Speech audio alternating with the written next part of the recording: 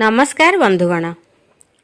थालकुड़ी गछटी अल्प अल्प पानी थिबा स्थान रे जमितिक बिल बाड़ी पोखरी कूल नदी कूल आउ कौन से ओदा सन्तसंतिया माटी रे भूमि उपरे माड़ी थाए। यार गंठीरू चेर सबू बाहरी थाए। आउ पत्र गुड़िक किडनी बा जोटा ब्रुक कोड़िया कहती एमती अर्ध गोलाकार सेप्र होता है। धार गुड़िक दंतुरित होता है। आ पत्रर कोणरू गोटे डेम्फरे धला रंगर छोट छोट फूल गुच्छारे बाहरी थाए। संस्कृत रे एहार नाम मंडूकपर्णी सोमवल्ली सरस्वती और भारती आदि। मंडूक अर्थात बेंग बेंग जपरी जल और स्थल उभय रही थाए। यही गछटी मध्य सेहीपरि पानी रे भी रही पारे सुखिलारे भी रही पारे। सेतिपई एहार नाम मंडूकपर्णी पर्णी माने पत्र। एही गछर रस ब्रेन टॉनिक परी काम करिथाए जहाँकि बुद्धि को तीक्ष्ण करिथाए आ स्मरण शक्ति मध्य बढ़ाई थाए। सेतिपई संस्कृत रे याकु सरस्वती भारती आदि नाम रे जानि थांती। इंग्लिश रे याकु इंडियन पेनीवर्ट एशियन पेनीवर्ट गोटुकोला आदि कहती। एही गछर बॉटनिकल नेम हैला सेंटेला एशियाटिका आ एहा एपीएसी फैमिली रो अंतर्गत जहाँकि पूर्वरु अम्बेली फेरी फैमिली थिला। कई कई भारत रे एहाकु ब्राह्मी मध्य कहिथांती। हिंदी रे मध्य ए गछकु ब्राह्मी बोली कुहा जाउछि किंतु प्रकृत रे एहा थालकुड़ी गछ आ ब्राह्मी गछ ठारू या संपूर्ण अलगा। आपण एई गछटी को थालकुड़ी नाम रे जानंती बा ब्राह्मी नाम रे जानंती से कथा मध्य मते कमेंट सेक्शन रे लिखिबे।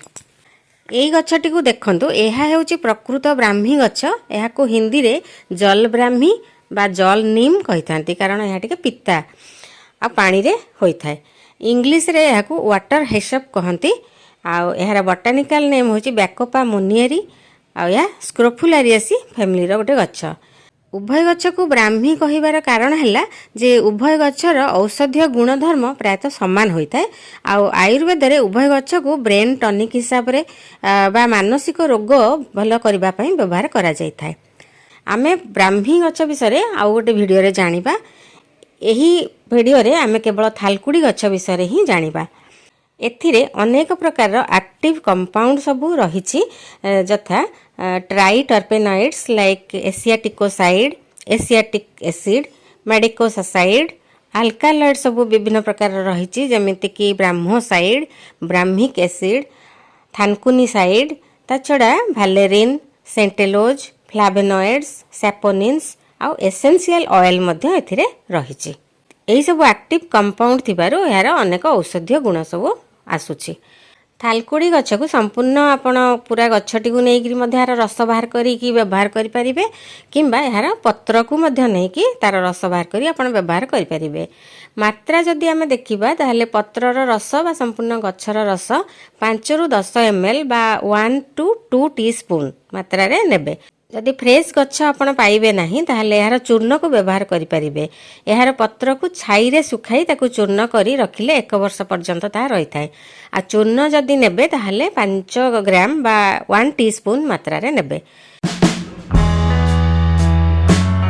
एहाकू आमे केउ केउ स्वास्थ्य समस्या पई व्यवहार करि परिबा आ यार किछि साइड इफेक्ट रहुछि कि नाही से विषय रे आमे चलंतु जानिबा।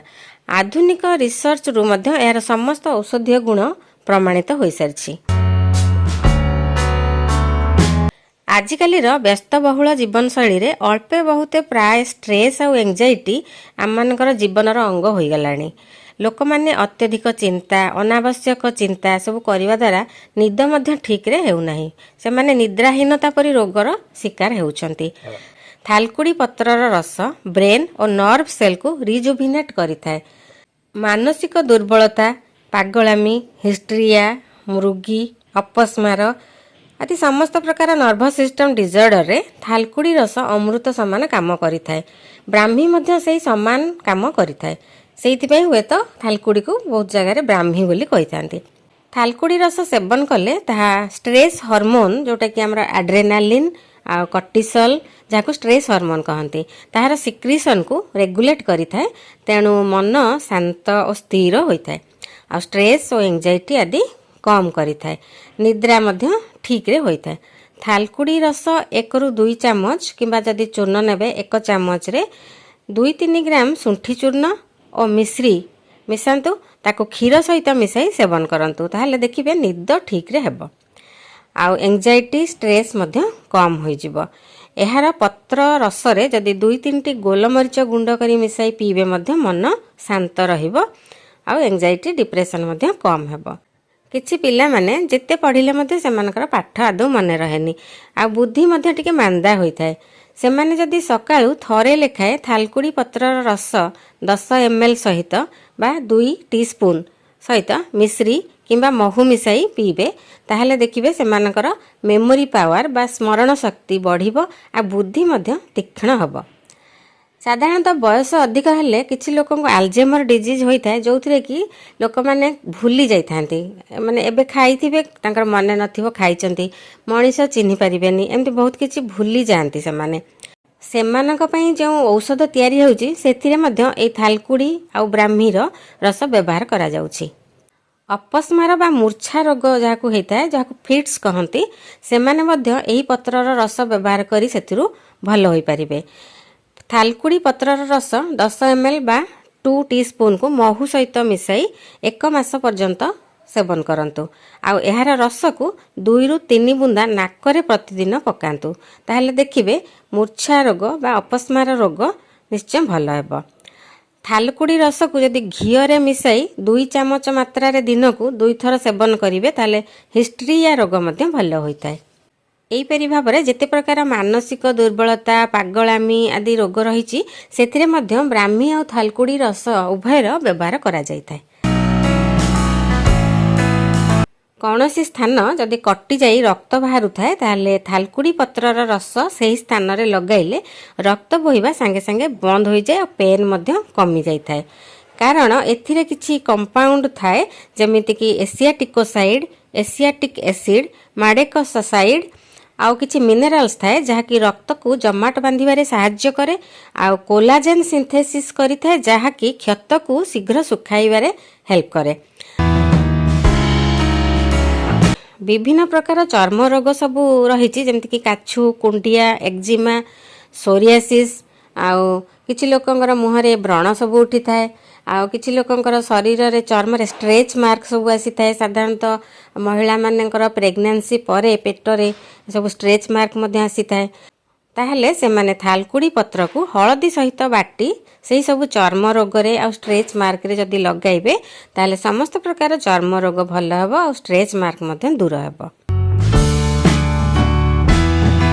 ଥାଲକୁଡ଼ି ପତ୍ରର ରସରେ ଆଣ୍ଟି ଏଜିଂ କମ୍ପାଉଣ୍ଡ ସବୁ ରହିଛି ଯାହାକି ଚର୍ମରେ ନୂତନ କୋଷ ସୃଷ୍ଟିରେ ସାହାଯ୍ୟ କରିଥାଏ ଆଉ ଚର୍ମର ନମନୀୟତା ବଜାୟ ରଖେ, ଡ୍ରାଇନେସ୍ ବା ଶୁଷ୍କପଣ ଦୂର କରିଥାଏ। ତେଣୁ ଆପଣ ଯଦି ପ୍ରତିଦିନ 4-5ଟି ଥାଲକୁଡ଼ି ପତ୍ର ଚୋବାଇ ଖାଇବେ ତାହା ବାର୍ଦ୍ଧକ୍ୟକୁ ମଧ୍ୟ ବିଳମ୍ବିତ କରିଥାଏ ଆଉ ଚର୍ମକୁ ଗୋଟେ ଉଜ୍ଜ୍ୱଳତା ପ୍ରଦାନ କରିଥାଏ।